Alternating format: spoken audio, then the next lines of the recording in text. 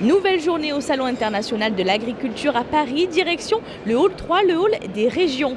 Pour représenter notre région sud, on peut compter sur Philippe. Il est paysagiste trufficulteur à Forcalquier et met en place des truffes dans les forêts, les exploitations et les jardins pour redynamiser ce produit qui se fait de plus en plus rare. Il y en a de moins en moins parce qu'il y a eu une évolution de l'homme et de la nature depuis, et puis aussi le changement climatique. C'est une histoire de température de la Terre et quand on sait qu'en été, avant il faisait 32, 33 degrés, que maintenant il fait 40, 43 voire 45 degrés, tout de suite la température de la Terre monte aussi et là les truffes en subissent les conséquences. Mais comment reconnaître une truffe bien mûre? Là vous avez un petit trou, c'est un liodes, c'est un petit insecte décomposeur qui ressemble un peu à une coccinelle, qui est marron clair. Et quand il fait ce trou, c'est qu'il commence à décomposer la truffe, c'est-à-dire que la truffe est mûre.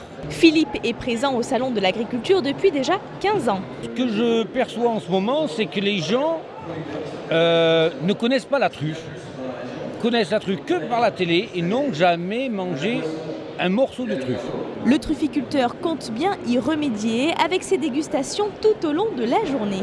Tartines de beurre truffé, justement pour les initialiser, pour que leur dire la truffe c'est pas bien cher quand on en prend quelques grammes et on peut faire de super repas avec le beurre truffé. J'en fais des tartines, mais on peut le mélanger dans la purée avec les pâtes, avec la poulinte.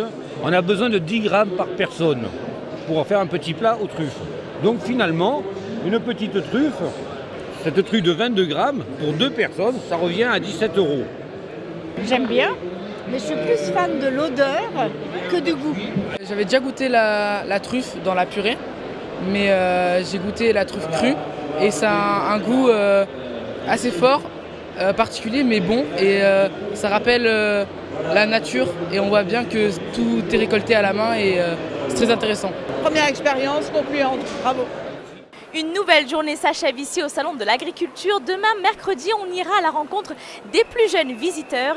Ici, grand nombre d'animations leur sont dédiées, témoignages authentiques garantis. Et puis, on vous fera découvrir un stand original de la région sud. Sylvain fabrique ses savons à partir de plantes médicinales qu'il récolte et transforme sur son exploitation à Orpierre dans les Hautes-Alpes. On vous en parle demain sur Provence Azur.